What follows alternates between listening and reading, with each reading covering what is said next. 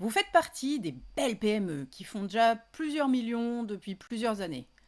Mais votre CA plafonne depuis un certain temps, vous tournez en rond et ça commence à vous gonfler. Et si ce plafond était justement le signal qu'il faut changer quelque chose? Alors pas vous, pas votre équipe, mais peut-être votre manière de structurer vos offres. Dans cette vidéo, je vais vous montrer pourquoi il y a tellement de PME B2B qui stagnent malgré que ce soit des entreprises totalement saines.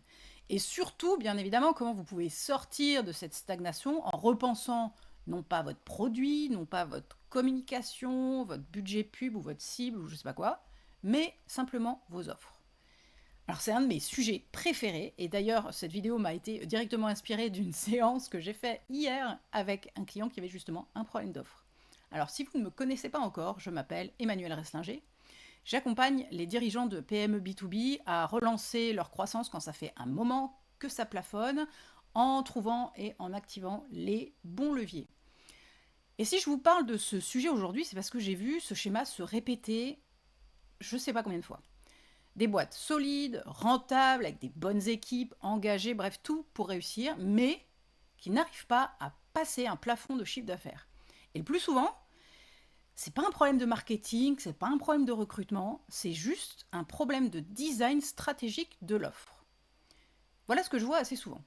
Soit l'entreprise n'a qu'une seule offre, le service plutôt cher qui a fait le succès de la boîte jusqu'à maintenant. Mais le problème, quand on n'a qu'une seule chose à proposer, c'est que quand le prospect est pas prêt à acheter, il repart les mains vides. Et quand le client qui a déjà acheté cette offre veut aller plus loin, on n'a rien d'autre à lui proposer. Donc ça, c'était le premier cas. Deuxième cas, l'entreprise a plusieurs offres, mais des offres qui ne se parlent pas entre elles. C'est juste des offres posées les unes à côté des autres, qui fonctionnent indépendamment les unes des autres, entre lesquelles il peut y avoir aucune synergie, aucune cohérence, aucune progression. Bref, il n'y a pas de stratégie logique de passage de l'une à l'autre. Donc les résultats, c'est que, ok, vous avez des prospects qui rentrent, mais qui repartent les mains vides. Vous avez des clients que vous servez bien, qui sont contents et tout, mais que vous ne faites pas évoluer. Et beaucoup d'argent que vous laissez sur la table. Alors, qu'est-ce qu'on fait pour remédier à ça? C'est là qu'intervient un concept que j'adore, dont Daniel Priestley parle souvent, et qui s'appelle l'écosystème d'offres. Donc, au lieu d'avoir un seul niveau d'offre, on crée un écosystème d'offres à 4 niveaux pour satisfaire 4 étapes de maturité de votre client cible. Et ça vous donne 4 occasions de monétiser intelligemment. Alors, petite précision dans cette vidéo, je vais beaucoup utiliser le mot produit. C'est simplement pour ne pas à chaque fois dire produit ou service. Alors, ce que je vais vous raconter, ça vaut bien évidemment pour les deux. Donc, voici les 4 niveaux. Niveau 1, le produit gratuit. Donc ça, c'est un contenu ou une expérience gratuite à forte valeur perçue. C'est la première porte d'entrée vers votre boîte, donc c'est celle qui attire, qui connecte et qui commence doucement à faire monter la jauge de confiance de votre prospect. Alors c'est capital que ce produit soit d'une très haute qualité, parce que c'est la première impression que vous allez faire et comme vous savez, on ne peut faire qu'une seule fois une bonne première impression. Donc si ce produit gratuit, il est décevant, comme c'est très souvent le cas d'ailleurs, votre prospect, il ira voir ailleurs. Alors qu'est-ce que ça peut être ce produit gratuit? Ça peut être un contenu de vidéo long, comme celle-ci par exemple, un article de blog bien fouillé, une étude de cas. Peu importe le format, en fait, le prospect doit pouvoir le consommer sans rien donner en échange, ni argent, ni même son email.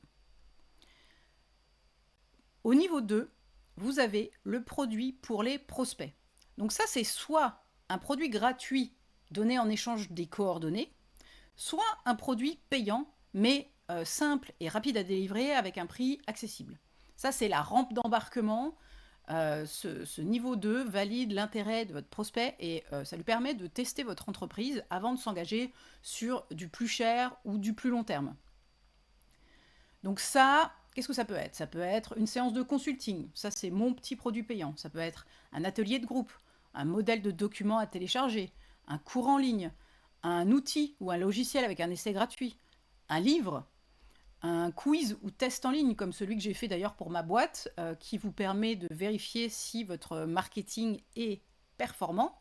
Le lien est en description pour aller le faire. Donc ce produit gratuit là, il doit soit résoudre un problème urgent et douloureux qu'a votre cible et qui vient avant le problème que vous résolvez avec votre offre principale, soit il doit faire une prise de conscience à votre cible, comme mon test marketing. Ensuite, on arrive au niveau 3. Donc ça, le niveau 3, vous maîtrisez, vous connaissez, c'est votre offre principale, votre produit phare, celui qui représente la promesse de votre entreprise, qui répond directement aux besoins de votre client cible. C'est d'ailleurs souvent la source de revenus la plus importante. C'est votre offre pilier, votre positionnement sur le marché. Bref, c'est ce que vous avez déjà. Chez moi, par exemple, c'est un accompagnement de plusieurs mois qui permet de trouver, actionner les bons leviers pour repartir en croissance. Et le niveau 4, celui-là, il est très souvent oublié, c'est le produit pour les clients. Parce que c'est plus facile et 7 fois moins cher de revendre à quelqu'un qui a déjà acheté chez vous. Parce que vos meilleurs clients, ils veulent souvent plus en fait. Ils veulent continuer à travailler avec vous. Et si vous n'avez rien à leur proposer, ils iront ailleurs. Donc le produit pour les clients, ça peut être deux choses. Soit un produit pour aller plus loin que votre offre principale sur le même problème. Donc une montée en gamme, un accompagnement plus VIP ou une offre plus complète. Donc ça, c'est ce qu'on appelle dans le jargon un upsell. Vous avez peut-être déjà entendu ce mot-là. Chez moi, par exemple, c'est la possibilité d'ajouter l'opérationnel au conseil. Soit ça peut être un produit complémentaire à votre offre principale qui résout un problème adjacent. C'est ce qu'on appelle un cross-sell, une vente croisée ou une vente additionnelle. C'est par exemple, vous allez dans un magasin de chaussures, on vous vend le cirage. Voilà, cas classique de cross-sell. Prenons un cas concret. On va prendre une entreprise de formation qui forme les équipes commerciales de vendeurs dans de la vente d'assurance et de gestion de patrimoine. Le produit gratuit, ça peut être un mini cours vidéo sur les meilleures techniques de vente appuyées par les neurosciences pour vendre de la gestion de patrimoine. Le produit pour les prospects, ça peut être une formation one-shot d'une demi-journée.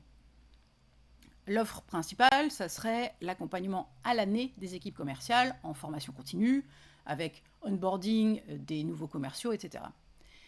Et l'offre pour les clients, ça pourrait être une offre complémentaire de rédaction de process, de rédaction de scripts de vente, de mise en place d'automatisation.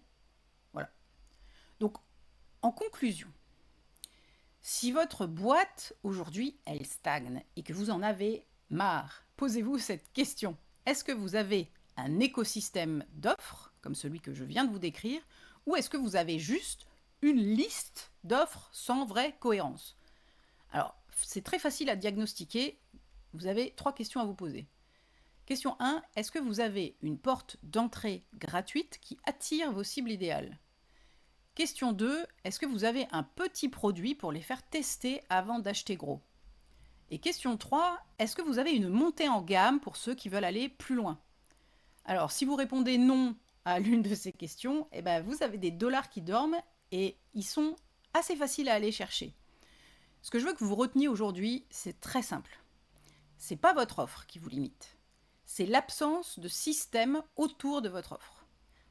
Un prospect, il ne veut pas toujours acheter votre grosse offre tout de suite. Un client satisfait, il n'a peut-être pas envie de s'arrêter là. Et vous, si chaque vente c'est un one-shot, vous êtes bloqué. Donc dites-moi en commentaire, est-ce que votre entreprise a un écosystème d'offres ou est-ce que c'est le moment d'en construire un? Je lis évidemment toutes vos réponses et tous vos commentaires. Et si vous voulez qu'on en parle, que je vous aide à cartographier votre écosystème d'offres, vous pouvez m'envoyer un message sur LinkedIn. Le lien de mon profil est en description. À très vite!